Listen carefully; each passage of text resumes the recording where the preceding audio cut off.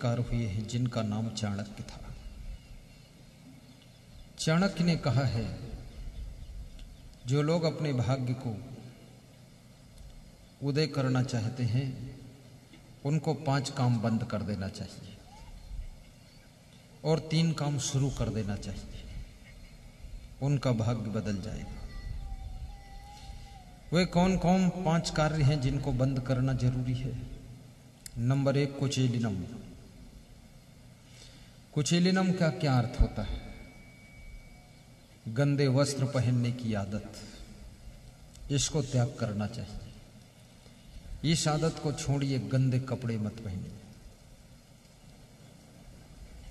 गंदे कपड़े पहनने वाले को लक्ष्मी छोड़ देती है और जो गंदे कपड़े पहनना छोड़ देता है उसको दरिद्र छोड़ देता है और लक्ष्मी पकड़ लेती है।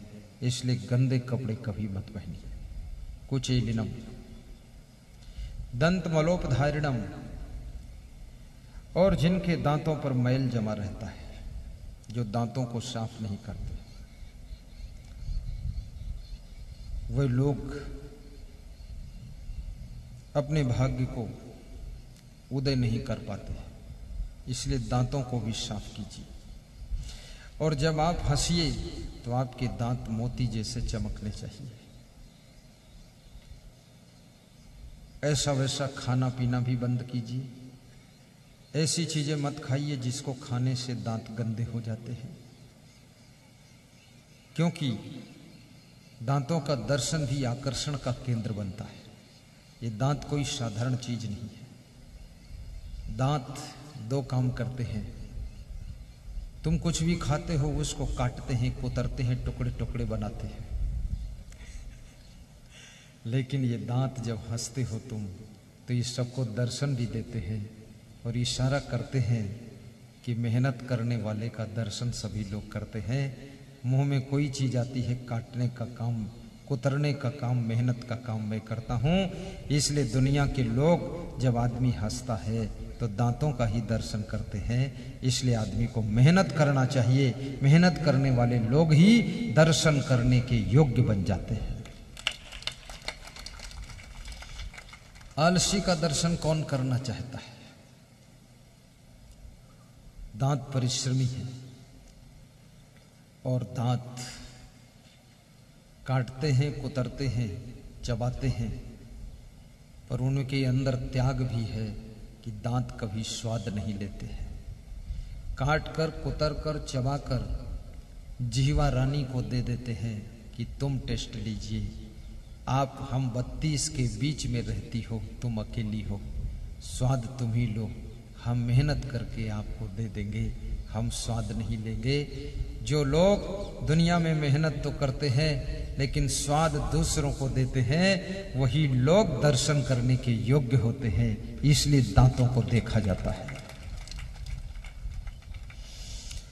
और जिनके दांतों पर मैल लगा रहता है वे लोग धीरे धीरे लक्ष्मी विहीन हो जाते हैं, उनका भाग्य सो जाता है। मैं निवेदन करूंगा आपसे, कपड़े भी साफ पहनिए और दांतों को भी उज्जवल रखिए और आदत बनाइए प्रसन्न रहने की, खुश रहने की आदत बनाइए, क्योंकि तुम्हारी पूरी जिंदगी आदतों में बंधी हुई है। हैबिचुअल लाइफ है। आपका स्वभाव भी आदत पकड़ता है, चरित्र भी आदत पकड़ता है, आपकी इंद्रियां भी आदत को पकड़कर बैठ जाती हैं और आपका मन भी आदत पकड़ता है। और जिस तरह की आदत में तुम बंध जाते हो उसी आदत को बार बार दोहराना चाहते हो। इसलिए अच्छी आदतें बनाइए और उन आदतों को जब दोहराओगे तो बार बार सुख मिलेगा। और गलत आदतों को छोड़िए। जब गलत आदतों को छोड़ दोगे तो जिंदगी में कभी दुख नहीं मिलेगा और आदत के मालिक तुम हो।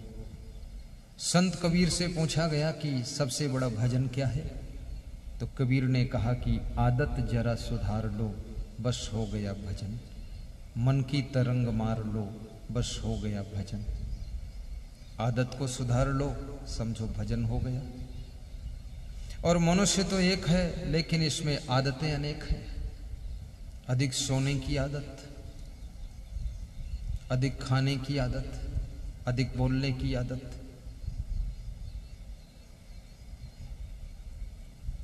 अधिक बैठे रहने की आदत,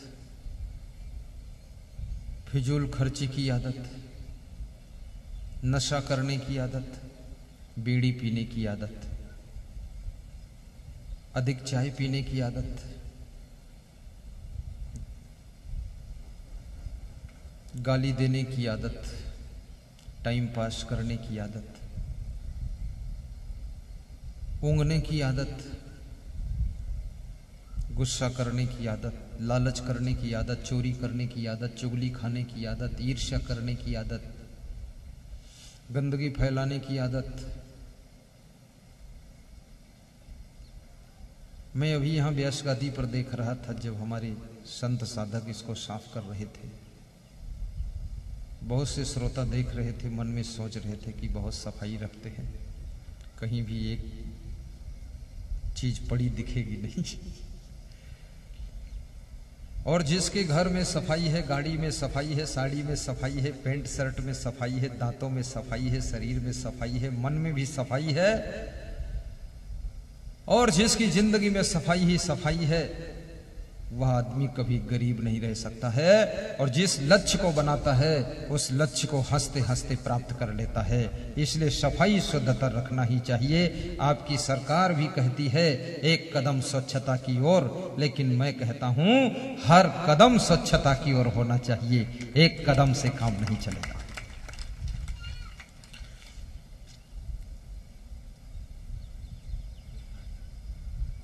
अपने घर को भी साफ रखा करो, किचन की भी अच्छी सफाई रखिए, आलस्य मत कीजिए। और प्रकृति ने सफाई की भी व्यवस्था किया है। जल की सफाई के लिए मछली और कछुआ बना दिया है, आकाश की सफाई के लिए चिड़ियों को बना दिया है, और पृथ्वी की सफाई के लिए सूअर को बना दिया है। पर आदमी एक ऐसा प्राणी बनकर तैयार हुआ कि सफाई करने वाले तीनों की सफाई आदमी कर देता है, वो तीनों को खा के खत्म कर देता है। चिड़िया को भी खा लेता है, मछली कछुआ को भी खा लेता है, और सूअर को भी खा लेता है। हद मार दी आदमी ने, जो सूअर को भी खाता हो। अब उसके लिए क्या कह सकते आप। और मछली कितनी गंदी होती है, जहां मछली रख दो वहां बदबू आती है, और आदमी उस मछली को मुंह में धर के खाता है। घर के मुर्दे को दफनाने के लिए सब शमशान घाट को जाता है, लेकिन बाहर की मुर्दे मछली, बकरा, मुर्गा को ला करके अपने पेट में दफना लेता है। इसको धिक्कार है। याद रखना, पेट तुम्हारा मरघट नहीं है, पेट शमशान नहीं है, पेट मुक्ति धाम नहीं है, पेट कोई इंडिया गेट नहीं है। पेट तो केवल पेट है। पेट को पेट रहने दो, वहां पर मुर्दों को मत दफनाइए। पेट में तो शाकाहारी भोजन ही जाना चाहिए, ऐसा वैसा खाना बंद कर दीजिए।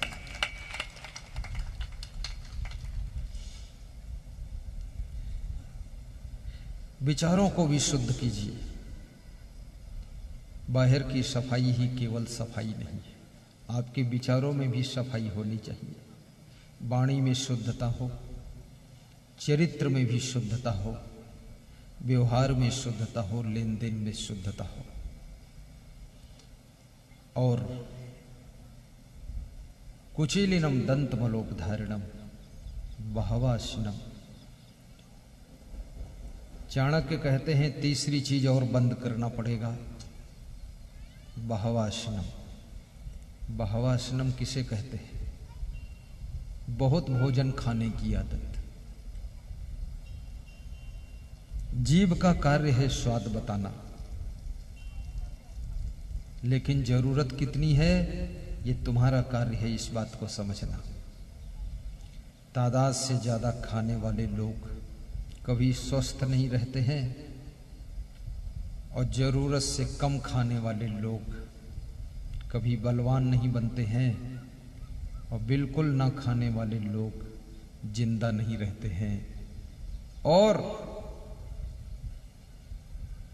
सीमित खाने वाले लोग, संतुलित खाने वाले लोग बीमार नहीं हुआ करते हैं।